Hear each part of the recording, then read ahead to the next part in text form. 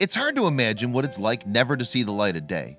Knowing nothing but darkness and misery, Bree lived her days in fear, surrounded by her own waste. So she must have been terrified when a shape approached her cage. But then her world was bathed in blinding color. She may be called Bree now, but the little Chihuahua didn't always go by that name. In fact, she started her life, if you could call it that, with the name Hemp. However, she also showed signs of having endured terrible levels of abuse that had left her almost broken. Bree's suffering came as a consequence of being treated like an object by her previous owners in Wales, UK. Despite the beautiful countryside they contain, Wales Hills hid a sinister secret. They concealed a sadistic puppy mill. In other words, a place where dogs are bred continuously for profit with no regard for their well-being. What's more, the little Chihuahua's body just wasn't capable of withstanding such abuse. Given that she's a teacup dog bred for her small size, the efforts of continuous birthing took its toll on Bree. At just 3 years old, she'd already been forced to have 2 litters. Furthermore, both of Bree's litters were delivered through C-sections, presumably so that she could have more puppies than her natural threshold would allow. Not only that, but she was also most likely starved at the mill. Inevitably then, her taskmasters thought she was nearing the end of her usefulness. Indeed, the Northern Echo reported that Bree was scheduled to be drowned in a slurry pit. Before the puppy mill could claim another victim, though, a rescue team saved the Chihuahua.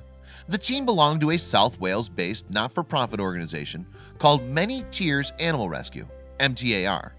When Bree was rescued, the group posted a picture on Facebook of her sat near a can of vegetables. The image highlighted how small the Chihuahua was, but it certainly had a positive effect. A woman named Claire Stocco saw the photo and was smitten, and she knew that she had to give the little dog a home. She could barely see over the top of it, and she looked so precious and vulnerable, Stocco told the Dodo in March of 2017. She contacted MTAR, who told her about the dog's health problems. However, Stocco was still eager to adopt Bree, and her application was successful. As a testament to her dedication, Stocco set out on a road trip from her home in Durham, England. The journey was 300 miles each way, but the distance did nothing to deter Stocco. When she reached MTAR in Wales and saw the little dog, however, her heart broke. She couldn't believe how much the Chihuahua had suffered. When I saw her, I was shocked. She was emaciated and shaking, Stocco told the Dodo. She clung to the lady at the rescue center, and I wondered for a second if I could really help her. In addition to her obvious malnourishment, Bree's body displayed other evidence of the abuse and neglect that she'd endured. The dog's ears were scabbed up, and her limbs were scarred by past injuries. Her legs bend in the wrong way, Stocco told the Northern Echo in April of 2017. Stocco added, "I'm guessing she had a break or a couple breaks, and they may have been left to heal on their own." Moreover, the dog's new owner noticed something else that disturbed her. Bree couldn't even open her eyes when it was light because she was so used to darkness, Stocco explained. Although her rescuers can only speculate about the exact details of Bree's past life, it was almost certainly very miserable indeed. Puppy farm breeders are usually kept in cages, often with their puppies, and denied cleanliness and medical care. Moreover, whatever happened had left the Chihuahua shell-shocked. Stocco told the Northern Echo that she could empathize with the dog immediately. "I was going through a really bad time with post-traumatic shock and depression after losing my mom," she explained.